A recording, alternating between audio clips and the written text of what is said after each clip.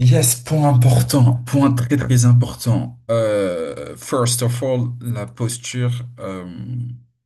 En fait, ça, je le disais hier, je trouve que la posture, elle est tellement importante. Et je trouve que la meilleure des postures que tu peux avoir, surtout sur le B2C, ça fonctionne super bien. C'est vraiment la posture de coach. Tu vois, sors de enlève ta casquette de commercial et positionne-toi vraiment en coach dans ton écoute. Ça va faire la différence. Tu vas vraiment pouvoir. Tu vas vraiment pouvoir creuser à des endroits que tu n'aurais jamais allé creuser si tu étais entre guillemets dans ta casquette commerciale. Donc sors de ta casquette commerciale et va vraiment chercher.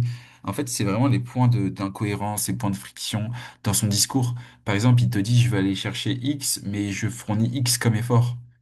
Attends, tu me dis que tu vas aller chercher ça comme résultat, mais tu fournis ça comme effort, tu t'investis de cette façon-là, tu procrastines de cette façon-là, en toute bienveillance. Est-ce que tu trouves que c'est cohérent de fonctionner comme ça? Est-ce que tu te vois continuer comme ça? Et est-ce que tu le tolères, ça? Est-ce que tu mérites pas bien plus que ça? Est-ce que si tu voyais ton fils faire ça, qu'est-ce que tu lui donnerais comme conseil? Et une fois que t'as... En fait, je pense que, surtout sur le B2C et sur le B2B, tu vois, sur des gros B2B et autres, c'est un peu différent, même si je trouve que dans la posture, il faut arriver à avoir cette posture de consultant. Tu vois, pareil, sur le B2B, il y a la même chose, mais consultant. Là, tu vas faire la même chose, mais pour son business. Et en fait, tu te rends compte que même dans le B2B, oui, en réalité, même les chefs d'entreprise, ils ont il y a des pains et il y a une mission. Donc, en réalité, tu peux utiliser plein des effets de levier différents. Mais là, si on se concentre sur le B2C, c'est vraiment archi important le posture et le cadre que tu vas pousser. Parce qu'en fait, le cadre, je trouve qu'il est trop important. Il faut être cohérent. Des fois, il y en a, ils font de l'anti-vente. Mais en fait, même moi, je me le dis, il y a un frère qui me faisait la réflexion, c'est un mensonge de faire de l'anti-vente si tu refuses personne. Toi, tu dis, mais en fait, je sélectionne les gens. Mais en fait, si tu le fais pas vraiment, en tout cas, en fait, il faut que dans ton intention, dès le début, tu te dis, écoute, moi, vraiment, là, j'ai pas envie de bosser avec n'importe qui. J'ai pas envie de faire rentrer n'importe qui dans ce programme-là. Je veux faire rentrer des gens, c'est des top performers. Je vais faire rentrer des challengers dans ce programme-là. C'est mon bébé. Et moi, je veux vraiment, entre guillemets, faire rentrer des poulains et les amener à 10 000 € dans les 90 jours. Donc, si vous êtes sur du make money, si c'est sur de la transformation, je veux que là, dans 3 mois, ah, je veux que tu aies atteint tes objectifs de perte de poids. Et moi, c'est hors de question que je fasse rentrer quelqu'un si je suis pas sûr à 100% que c'est le bon profil pour mon programme. Toi, est-ce que tu es OK avec ça? Donc, tu vois, je pense que ça, c'est archi important sur la posture et sur le cadre de vraiment aller une, poser un cadre challengeant et demander au prospect s'il est OK et voir s'il est réceptif, tu vois. Quand il y a des gens qui sont pas du tout réceptifs à ça, euh, parce que peut-être qu'ils sont peut-être qu'ils sont fatigués, peut-être qu'ils sont pas motivés, peut-être qu'il y a un truc, tu vois, dur dans leur journée, ils ont pas envie de se faire challenger, tu vois. Donc, il faut aussi jauger le truc, d'avoir cette intelligence émotionnelle de capter si la personne en face de vous, elle est réceptive à l'énergie. Tu vois, faut pas démarrer son énergie trop haute si vous voyez que le mec est tout en bas. Faut monter petit à petit avec lui. Donc ça, c'est vraiment utiliser votre féminin, votre intuition pour derrière vraiment capter l'énergie en face et vous adapter. Là, ce que je dis, c'est en fonction de l'énergie de la personne en face de vous, faut ressentir. Euh, donc, je vous invite à monter sur la phase de 4, mais de la bonne façon. Bien sûr, pour ceux qui veulent qu'on travaille sur ça en détail, moi, il n'y a pas de problème, je pourrais vous conseiller en privé, sur WhatsApp. Voilà, je suis assez ouvert à donner des conseils, j'ai aucun problème sur ça. Sur la découverte, justement, c'est là où il faut vraiment aller creuser dans des pains. Et en fait, tu te rends compte, même moi, je suis prise de conscience, c'est que tous mes appels dans lesquels je ne vais pas assez dans la douleur du prospect, bah, malheureusement, je me le prends à la fin de l'appel avec je vais réfléchir ou je vais le faire plus tard. Parce qu'en réalité, en fait, on n'a pas, comment dire, on n'a pas,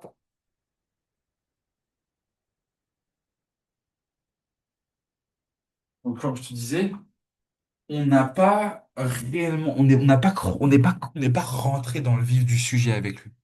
On n'est pas allé là où ça fait mal. On n'est pas allé se dire des vérités. Les vérités qui font mal, mais qui sont un bien pour nous, pour le changement. Parce que s'il a réservé un appel, c'est forcément des trucs qu'il veut changer dans sa vie. Et s'il te les dit pas, c'est parce que soit c'est par pudeur, soit c'est par ego, etc. Mais toi, tu dois aller briser entre guillemets, contourner cette carapace pour aller vraiment bah, parler au mec en face de lui, à sa vraie version. Pas au fake, pas au genre, moi je suis le meilleur ou quoi. Non, ça on s'en fiche. On va au-delà de ça. Et justement, c'est quand tu vas aller vraiment chercher ouais, c'est cette mission, tu vois. Ok, là, il y a un, là, il y a un truc dans ta vie qu'il faut absolument changer. Tu veux perdre du poids. Pourquoi tu veux perdre du poids? Pour ta femme, pour tes enfants? Pourquoi c'est important pour tes enfants de te voir en bonne santé? Ok, ça fait quoi s'ils voient leur père qui est en mauvaise santé et qui à l'hôpital parce qu'il a pas pris soin de lui? Ça te fait quoi d'envisager ça?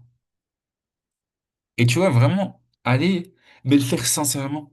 Parce que si tu le fais pas sincèrement, déjà, ça va pas sonner vrai. Et en plus de ça, bah, même toi, c'est bizarre, quoi, t'es bizarre.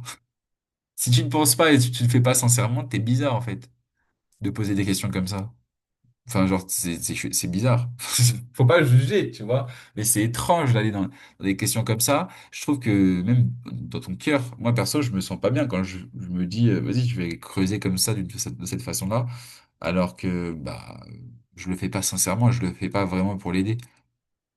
Donc je pense que l'intention est trop importante. Tu vois, là, j'aurais juste dû mettre hyper important de mettre la bonne intention dans le début d'appel, même si elle est jamais parfaite, c'est archi important, hyper important d'avoir cette intention d'aider.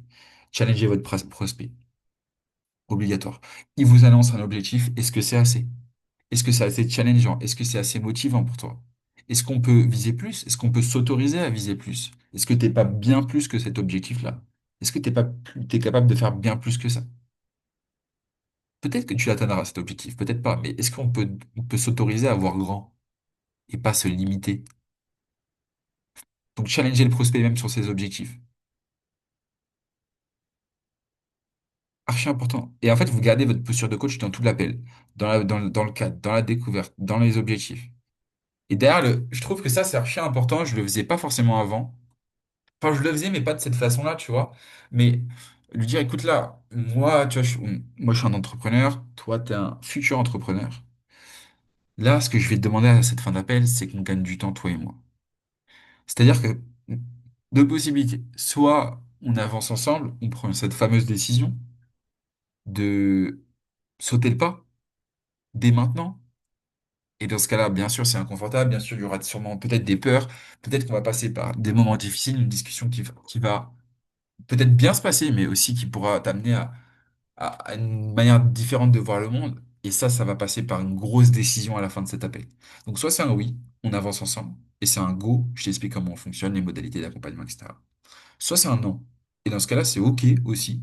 C'est pas adapté pour toi, bah, je suis totalement OK avec ça. Mais au moins qu'on soit clair sur oui, on avance, non, on n'avance pas. Mais les je veux réfléchir, je vais en parler à X ou Y. Bon, voilà.